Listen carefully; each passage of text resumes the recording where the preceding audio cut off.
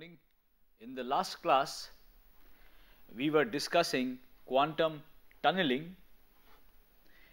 We have a particle of energy E incident from the left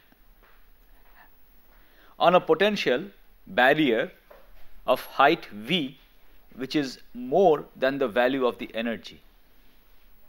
The potential is 0 in this region from minus infinity to x equal to 0. It is also 0 from A all the way to infinity. So if you analyze this situation using classical mechanics, you will find that all particles that are incident here will be reflected back because they don't have sufficient energy to overcome this barrier. The initial energy, the total energy of the particle is not sufficient to overcome this barrier. The energy is smaller than the value of the potential. So if you do a classical analysis, you will find that all particles are reflected back. Now we are discussing what happens if you do a quantum analysis of this problem. And a quantum analysis is required if you are dealing with a microscopic particle like an electron incident on a potential barrier. And in the quantum analysis, you have to represent the particle using a wave. And we have three different kinds of solutions, one in this region where it is a free particle, one inside the potential barrier, and a third solution again in the region where it is a free particle on the right hand side. So we had written down the three different solutions. The time part is the same in all of these, and this is the solution in region 1 where it is a free particle. This is the solution inside the barrier. In the region 1 where it is a free particle, you have an oscillating wave function. The wave function is a plane wave. It's a superposition of two plane waves, one traveling to the right, one traveling to the left. This represents the incident particle, this represents the reflected particle. This is the wave function inside the potential barrier. Inside the potential barrier, as the potential is greater than the energy, the wave function has two parts, one where it decays exponentially, one where it increases exponentially, and these two parts have got coefficients A2 and B2. Again, when the particle emerges from the potential barrier, there are two possible, the wave function is a superposition of two possible solutions, a right propagating solution and a left propagating wave. This represents a particle with momentum plus p, this represents a particle with momentum minus p. Further, the situation which we are dealing with, there are particles incident only from the left, there are no particles incident from the right. There are particles incident from the left, and we are interested in finding out if there is a probability for the particle to somehow get through the barrier and appear on this side. So is there a probability of finding this particle which is incident from the left side in this region over here, which is beyond the potential barrier? There are no particles which are being sent in like this. The fact that there are no particles which are being sent in from here tells us that this part of the wave function, this part, the amplitude of this part of the wave function has to be 0, because this represents particles incident from this side, and that has been, we don't have particles incident from this side, so this amplitude has to be 0. And let me show you what the wave function looks like in the three regions. So here we have the plane wave solution, here we have the exponentially decaying solution, and again here we have the plane wave. As we shall see shortly, the amplitude of this plane wave is going to be much smaller than the amplitude of this incident plane wave. So this has both the incident and the reflected plane wave. This is the plane wave that emerges in region 3, and it is this that gives you the probability of finding the particle in this region. Particles are incident here. We are interested in the probability of finding the particle in this region, and it is this phenomena where the particle gets through a barrier, potential barrier, which is higher than its energy, which is referred to as quantum tunneling. This is a phenomena which occurs only if you do a quantum treatment of the problem.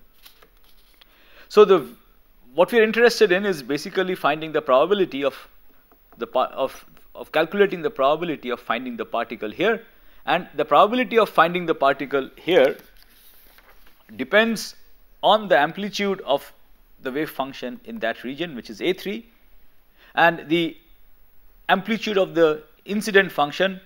So you have to look at the ratio of this amplitude to this amplitude, the amplitude of the incident wave function to the amplitude of the tunneling wave function. So what we were doing is we were finding relations between these amplitudes, between the amplitude here, here, here, here, and between these and these two amplitudes. And I told you that such relations can be found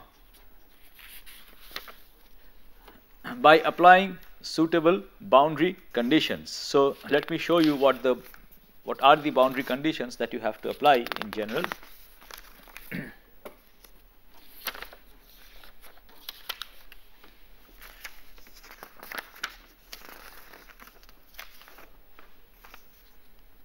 So at any boundary, the wave function on the left hand side, this in particular refers to the boundary at x equal to 0. So at this boundary, the wave function in region 1, so we are looking at the boundary between region 1 and region 2,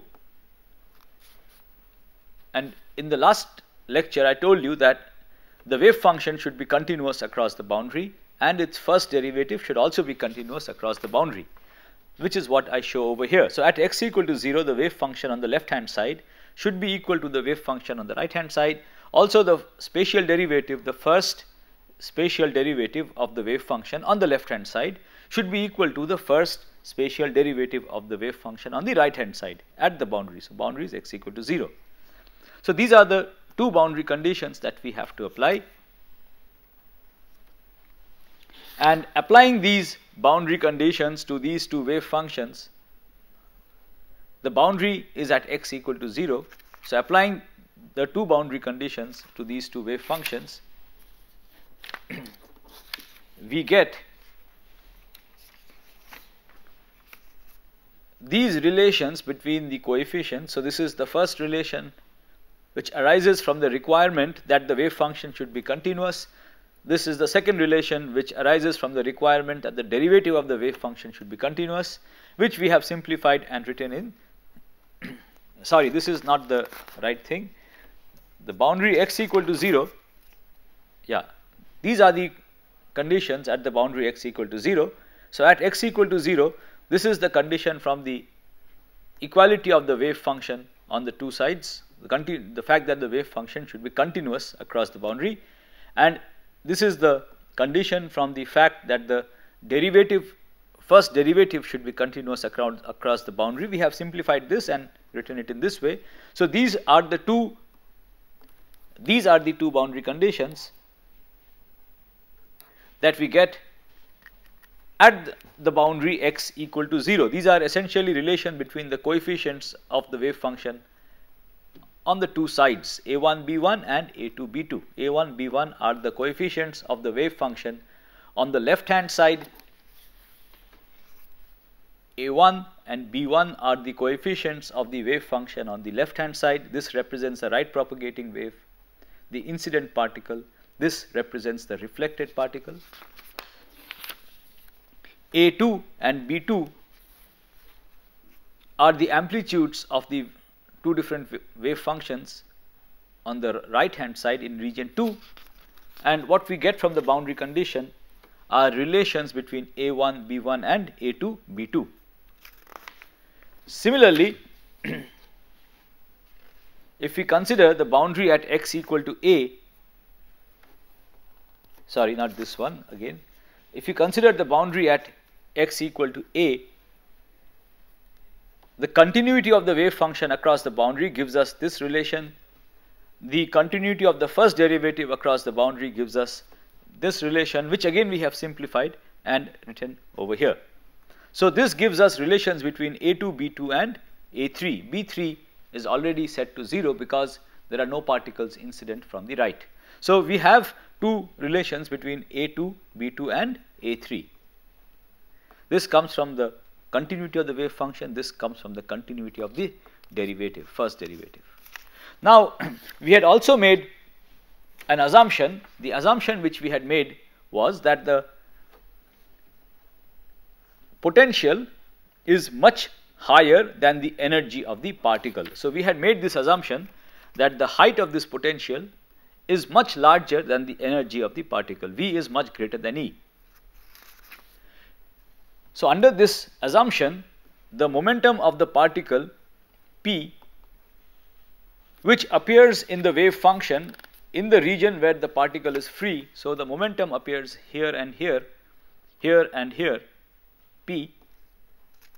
P is the square root of 2me, the energy of the particle. It has nothing to do with the potential. And if you assume that the potential is much larger than the energy, the quantity Q, let me remind you what Q is. Q is what appears over here. It is the exponent which decides how fast the wave function decays and how fast this increases. This constant Q. So, Q is what decides the nature of the wave function inside the potential barrier, and Q is defined to be 2m V minus E. If you assume that the potential is much greater than the energy, this is approximately equal to square root of 2m V. And further, the ratio P by Q, which is square root of E by V, is much smaller than 1. So, we are going to make this assumption that Q is approximately square root of 2mV, P by Q is much smaller than 1 because the potential is much higher than the energy. So, with this assumption, let us first look at the second boundary. So, we are going to first consider the second boundary, the boundary at A. So, we are going to look at the second boundary x equal to A. The second boundary is at x equal to A, and at that boundary we have these two conditions. Now, let us first look at the second boundary condition, which comes from the continuity of the first spatial derivative across the boundary. And note that on the right hand side we have the ratio P by Q. Now, we have assumed that P by Q is much smaller than 1. What it tells us is that the right hand side of this expression is approximately equal to 0 because this is a very small number. So, it tells us that the difference of these two quantities has to be extremely small because P by Q has been assumed to be a very small number. So, if you make this assumption, it essentially tells us that this is approximately equal to this. Under the assumption that that this P is much smaller than Q, this is approximately equal to this.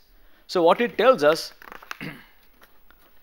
the boundary condition at x equal to A, the second boundary condition at x equal to A, what it tells us is that A2 e to the power minus q A by h cross is equal to B2 e to the power q A by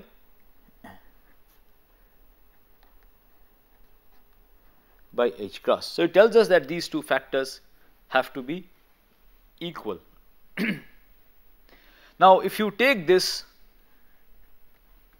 and use it in this expression, which comes from the requirement that the wave function has to be continuous across the boundary. So, what we have seen is that this is equal to this.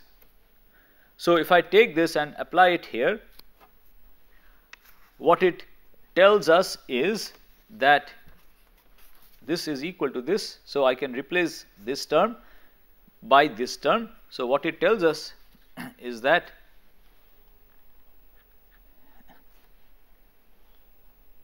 A2 e to the power minus q A by h cross is twice A2 e to the power minus q A by h cross is equal to A3 e to the power I P A by h cross, or A3 is equal to 2 e to the power minus I P A by h cross e to the power minus q a by h cross into A2. So what we have now is a relation between A3 and A2. Remember that A3 represents the wave function on the right hand side of the potential barrier, and it is the part of the wave function which represents, this part of the wave function represents a particle going out with positive momentum p. So this is the tunneling wave function. This represents the particle that manages to penetrate through the barrier, and we have obtained a relation between this amplitude and this amplitude. We also see in this analysis that the amplitude of A2, of this decaying part of the wave function, so inside the potential barrier, the wave function is a superposition of two parts, one which decays exponentially and one which increases exponentially. What we see here is that B2 is equal to A2 into e to the power minus 2q. So this I can write it here also. This also tells us that B2 is equal to e to the power minus 2q a by h cross into A2. So what it tells us is that the part of the wave function which increases exponentially has an amplitude which is much smaller than the amplitude of the part of the wave function that decreases exponentially. So this is the dominant term. This is the dominant term in most of the region. So B2 is much smaller than this. So what it tells us is that the wave function essentially decays exponentially inside the potential barrier, which is what I have drawn here. The amplitude of the part that increases is much smaller, right, which is what we have seen here. So we have analyzed the boundary at x equal to a, and using this we have obtained a relation between the coefficients on the right hand side of this boundary and the coefficients on the left hand side of this boundary. Let us now analyze the boundary conditions at x equal to 0 and see what it tells us. So x equal to 0 is what we are going to look at next.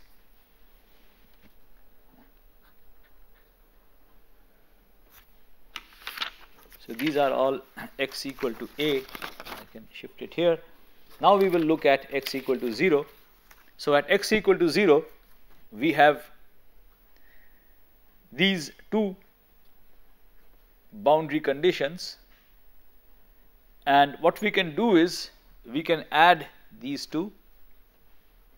We can add these two relations, and if we add these two relations, we will get 2 twice a1 because b1 is going to cancel out. Twice a1 is going to be equal to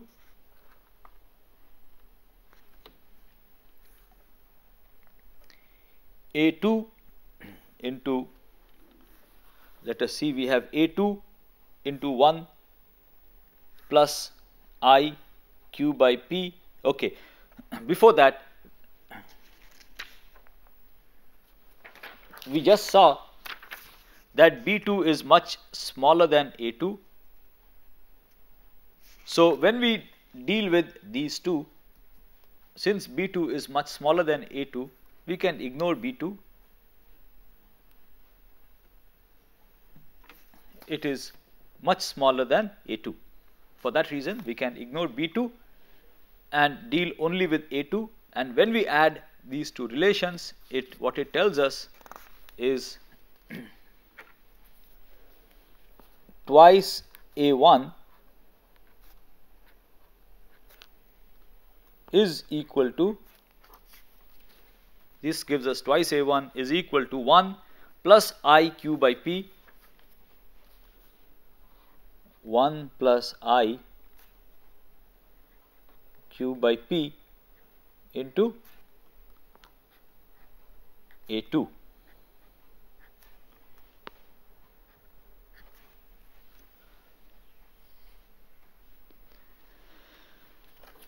Now we have also made the assumption that P by Q is much smaller than 1, or Q by P is much greater than 1. So Q by P is much greater than 1. So what we can say is that we can ignore this 1 because this term is much greater than 1. So what we get is that 2A1 is approximately equal to I q by P into A2. Because this q by P is much greater than 1, we have ignored this factor 1 over here. Keeping it would not have made a big difference, it would just have made the algebra a little more complicated, that is all. But we can ignore it without, to the order of accuracy which we are working. So we have now a relation between A1 and A2, and if you use this relation into the relation between A3 and A2, we get a relation between A3 and A1. So what we are going to do is we are going to use the relation between A2 and A1 in this relation between A3 and A2 to finally get a relation between A3 and A1. So let us do that. So if you do that, what it tells us is that A3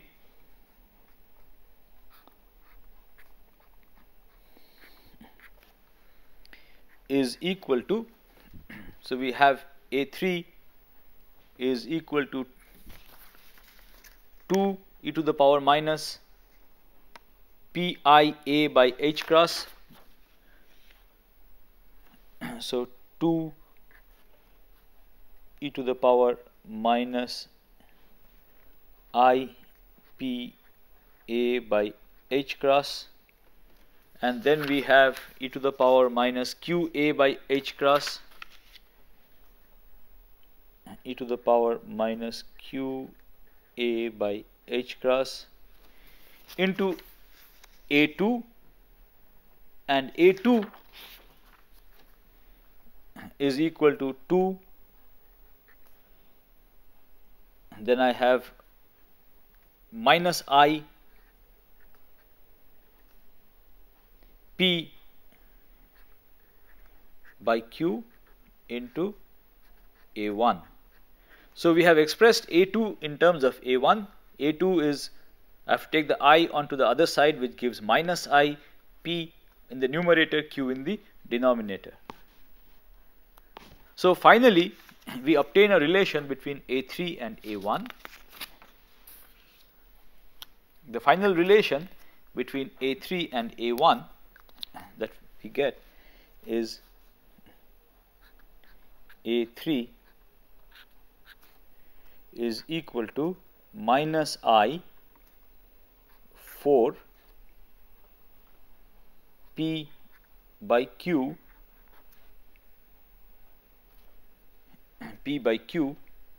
e to the power minus I p a by h cross e to the power minus q A by H cross into A1. So by applying the boundary conditions, by matching the boundary conditions across these two boundaries, we finally have a relation between A3 and A1. A1 is the amplitude of the wave corresponding to the incident particle. A3 is the amplitude of the wave corresponding to the particle which emerges on the other side of the barrier. So let me show you these again.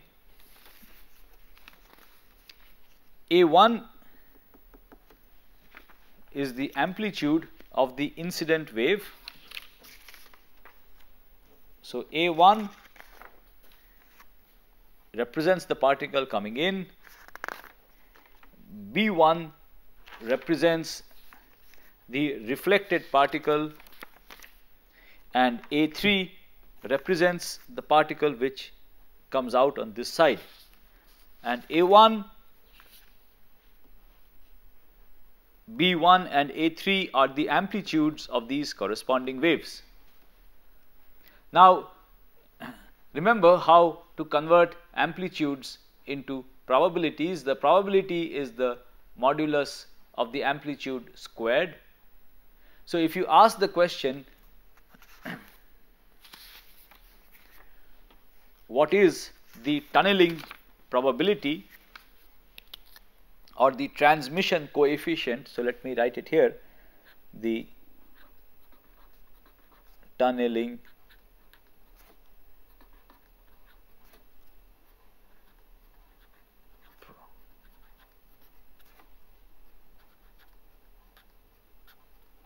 or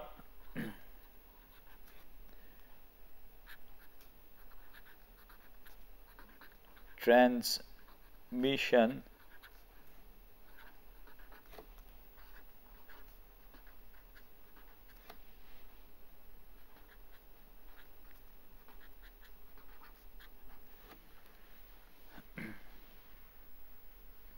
the tunneling probability or the transmission coefficient T is the probability that the particle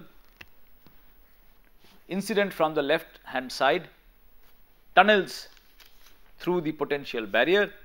So the tunneling probability or the transmission coefficient is the probability that the particle that comes here is found in this region, and this probability of finding the particle in this region is the ratio of the modulus of A3, the amplitude of the transmitted wave, divided by the amplitude of the incident wave. This is the transmission coefficient or the tunneling probability. So this tells us what is the probability if I send a particle from the left hand side. What is the probability? I send a particle from here. What is the probability of finding the particle in this region? And this we are now in a position to calculate this. So let us calculate it here. So we see that the tunneling probability T is the modulus square of this. So we have 16. The modulus of I minus I is 1. The modulus of this factor, it's a phase factor e to the power I phi, that is also 1. The modulus of this squared is going to be e to the power, I have the square of this first, so I have p square by q square e to the power minus 2q a by h cross. So this is the transmission probability, tunneling probability or the transmission coefficient. This tells us the probability that the particle will get through the barrier. You can also ask the question, what is the probability that the incident particle is reflected back? And this is given by the reflection coefficient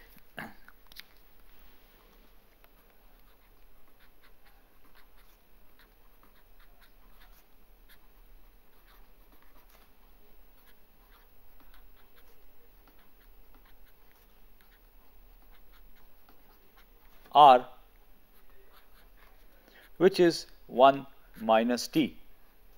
The total probability of the particle getting reflected and the particle tunneling through has to be 1, because these are the only two options open. The particle has to either tunnel and get onto the other side, or it has to be reflected. So the reflection coefficient, which tells us the probability of the particle getting reflected, is 1 minus the transmission coefficient, or 1 minus the tunneling probability.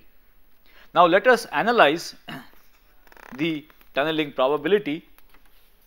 To do that, let us write it in terms of the energy of the particle and the height of the potential barrier. Remember, we are working in the limit where the potential barrier is much higher than the value of the energy. So this ratio P square by Q square, if I put in the fact that P square is 2me, Q square is 2mv, then the tunneling amplitude T can be written as 16 P square by Q square is E by V, and we have assumed that this ratio is very small. So the tunneling amplitude is a very small, the tunneling probability is very small. Most of the particles are going to get reflected into e to the power minus 2, then Q is the square root of 2mv into A divided by h cross. So that is the probability that a particle incident from the left tunnels through and is found on the right. Now let us ask the question, how does this tunneling probability change if I increase or decrease the potential barrier? And it is clear over here that if I increase the potential barrier, keeping the energy of the particle fixed, the tunneling probability is going to decrease on two counts. It is going to decrease because of this 1 by V factor over here. So as I increase the potential, the tunneling probability falls off as 1 by V over here. It also falls off as the square, as through this exponential factor, because this e to the power minus 2m square root of 2mv into A divided by h cross. So this, if I increase V, this exponent is also going to fall, and the tunneling amplitude falls because of both of these. So the basic message is that the higher the potential barrier, the smaller the probability of the particle getting through the potential barrier. Now let us ask the next question. There are two things that we can vary. The other thing that we can vary here is the width of the potential barrier.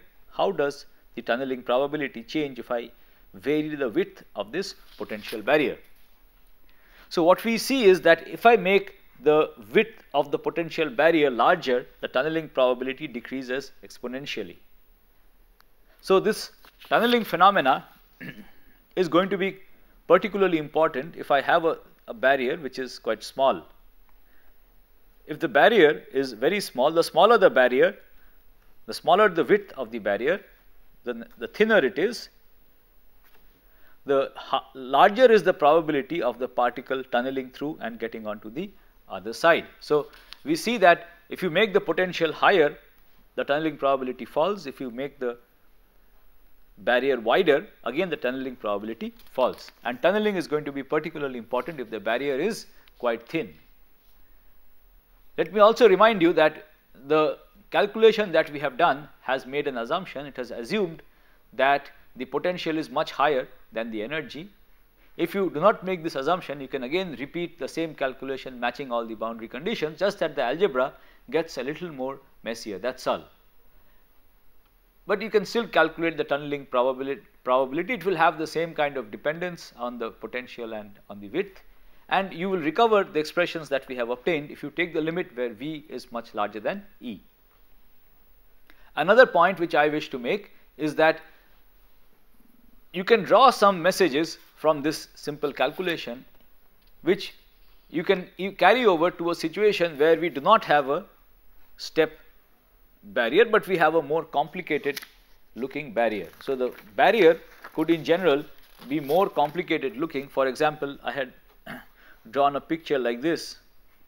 and you can calculate the tunneling probability, the transmission coefficient, reflection coefficient in a situation like this also.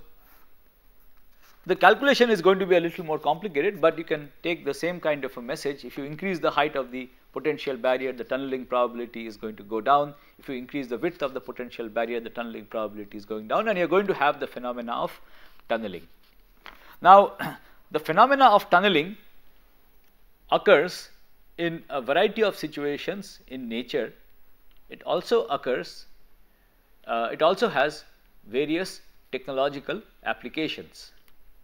For example, you have alpha decay, where a nucleus spontaneously emits an alpha particle. Now, you can get an understanding of this process, alpha decay, in terms of the phenomena of tunneling. So, inside the nucleus, the alpha particle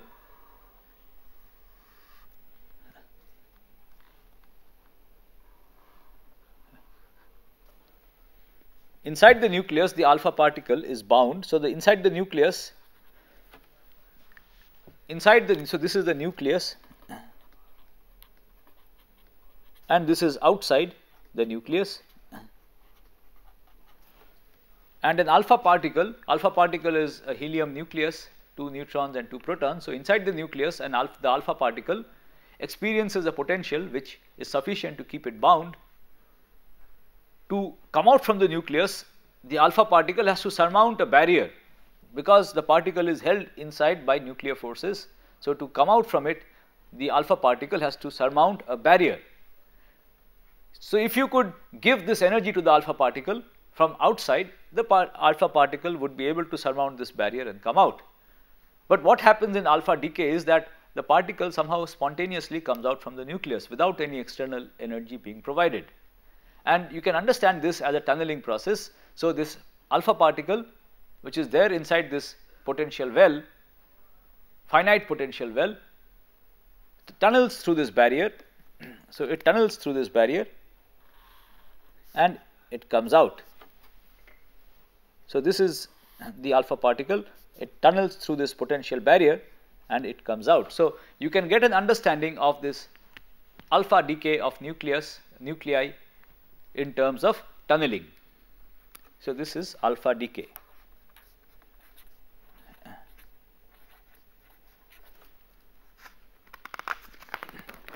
Let me also tell you about another a technological application of the phenomena of tunneling.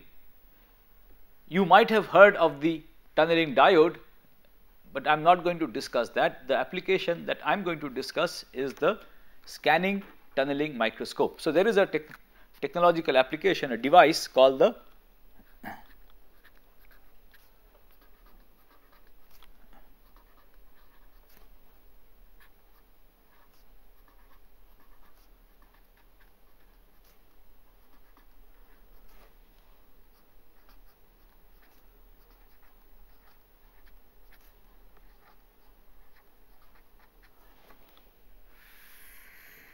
which is a very interesting application of the phenomena of tunneling.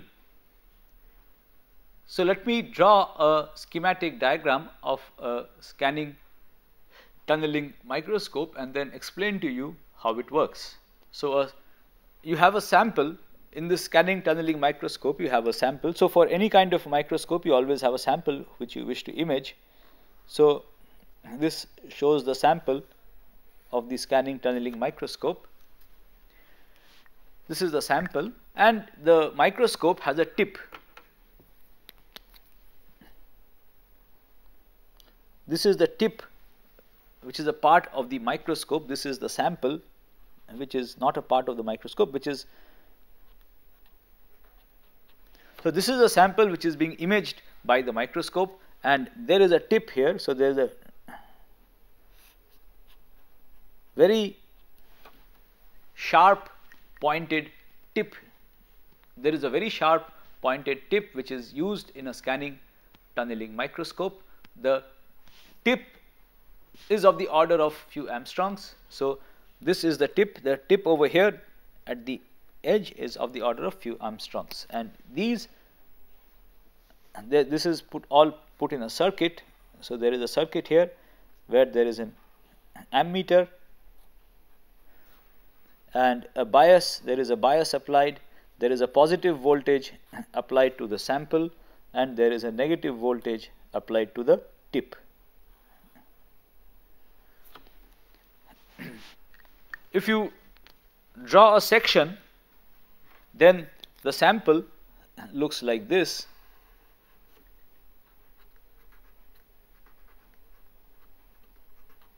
I am drawing a section, and the tip is held just above the sample. It does not touch the sample. There is a gap between the tip and the sample. So the tip is over here, and there is a gap between the tip and the sample. Now let us try to understand what will happen in a situation like this. The circuit over here is not closed. There is a gap.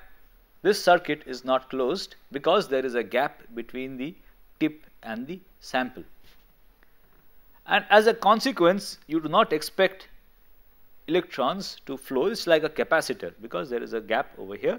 So you can think that you might think that this is like a capacitor. Now let us draw the potential which an electron experiences inside the tip, in the intervening region in between, and again inside the sample. Now if I had, let us just discuss this situation. If I have a capacitor, for example,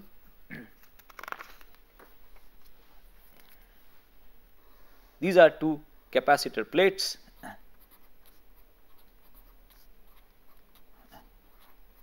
and I give a positive bias voltage to one and I give a negative voltage to the other. Why doesn't a current flow across the capacitor? After all, we have applied a negative potential here, so there are electrons here. If the electrons could jump from here to this plate, they would go from a negative potential to a positive potential, and they would gain energy in this process, and the circuit would be closed.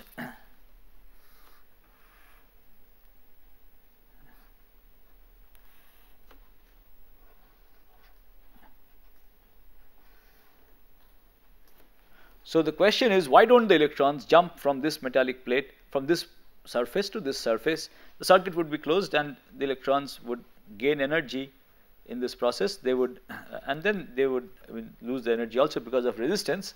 But there is a force acting on the electrons on this surface because this side is positive. So why don't they leave this surface and go on to that surface? If you just think about it, you will realize that the electrons inside this surface have to be given, are at a lower potential than a free electron outside. If you take a metal surface, the electrons on that surface, metal surface, are not free to leave the metal surface at will. They have to be given some energy. And if you are familiar, for example, with the photoelectric effect, you will know that this energy is referred to as the work function. So electrons inside any metal, or inside any material for that matter, are not free to leave it at will.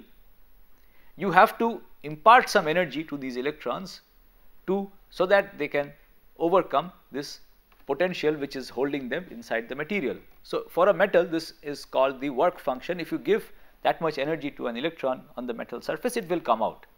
And if you can give it by shining an ultraviolet ray, or you can heat the metal and cause some electrons to be emitted. So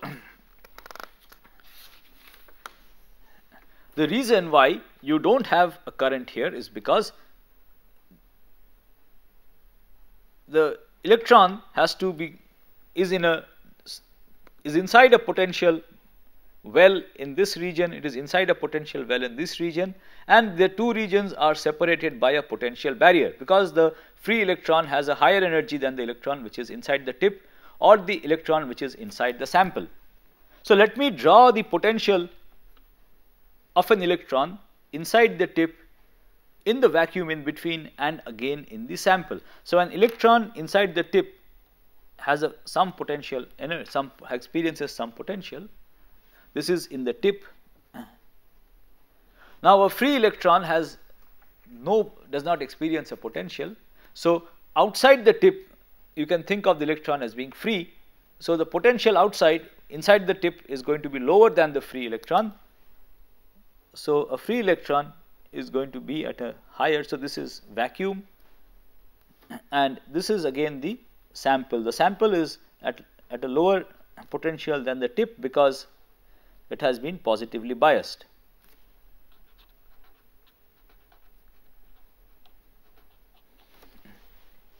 So an electron inside the tip is at a lower potential than a free electron. If the tip were metallic, for example, and you wanted to get the electron out, you would have to give it this much energy, and this is what is called the work function. Similarly, an electron inside the sample is also at a lower energy than an electron outside, and you would have to impart this energy difference if you wanted an electron to come out from the sample. So if you had a large gap between the tip and the sample, the electrons here, let us say the electron here has this energy.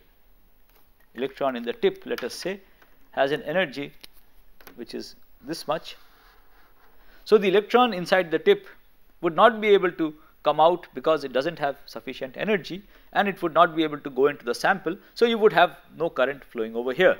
It is exactly the same reason why you don't have current in a circuit like this, because the electron inside this capacitor plate is at a lower potential and it doesn't have sufficient energy to come out. The energy outside is more, the potential energy outside is 0, whereas inside it is negative. Here also it is negative.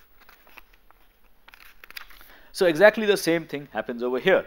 But if you bring this tip sufficiently close to the sample, the gap, so that the gap between them becomes extremely small, then what happens is that you can have tunneling between the tip and the sample, and the tunneling probability is what I have shown, what we have just calculated. So if you make this A very small, there is a tunneling probability. So there is a probability of the electron going from the tip to the sample, even though its energy is not sufficient to overcome this barrier. So the electron doesn't have sufficient energy to leave the tip and go into the vacuum outside, and then from there go into the sample. But even then, I can have an electron going from the tip to the sample, provided this gap is sufficiently small.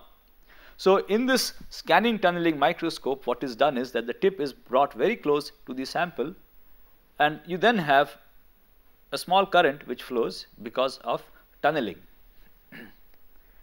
And the small current that flows, this is a small current which flows. Now what is done in the scanning tunneling microscope is that the tip is slowly moved across the sample. It scans the sample. So you can think of the scanning being like this. It will first move in this direction, then shift a little bit, and then again move back, again move a little bit, and again shift back. So it will slowly scan the sample, and as the tip scans the sample, the sample itself is not uniform, because inside the sample you have atoms, and then there is a region between the atoms. The electrons inside the sample are bound closely around the atoms, and then so the electron density is more near the atoms, and then it is less outside the atoms, etc. So inside the sample there are potential variations. So because of these potential variations, the tunneling probability will change as the tip scans the sample. The potential is not exactly the same everywhere on the sample, because the electron distribution inside the sample is not exactly the same. There are some nuclei, there are atoms, nuclei, etc. inside the sample, so the potential is going to vary. So because of this, the tunneling current is going to vary. Now what is done in the scanning tunneling microscope is that the tip is moved up and down. As it scans, the tip is moved up and down automatically by a feedback loop, so as to maintain the fixed current. And these up and down motions that are required to maintain the fixed current are recorded as the tip scans across this whole sample. And it is this record of these up and down movements which are made so as to maintain the same current or the same tunneling probability, which give us a picture of the electron distribution inside the sample. So let me show you a picture which has been made by a scanning tunneling microscope. So this shows you an image of a graphite sample made using a scanning tunneling microscope. This image is 20 angstrom wide in this direction, it is 20 angstrom in this direction, and it is 2.2 angstrom wide thick. The thickness, the small dimension over here is 2.2 angstrom. And what you see in this picture is the location of the carbon atoms. The undulations that you see are the locations of the carbon atoms in the graphite sample. So using a scanning tunneling microscope, a very remarkable device indeed, you can actually map out the positions of the atoms on the surface of the sample that you are imaging. It's a very remarkable device. You can actually determine where the atoms on the surface are located, and you can use it for a large variety of studies. Unfortunately, it does not tell us much about the interior of the sample. So in this last lecture, final lecture, I have told you about the phenomena of tunneling, an important consequence of quantum mechanics, where a particle gets through a potential barrier even though it does not have sufficient energy to cross the barrier, it can somehow tunnel through it. So I have told you about tunneling, and I finally showed you one technological application where people have put tunneling to use to image the surface of materials.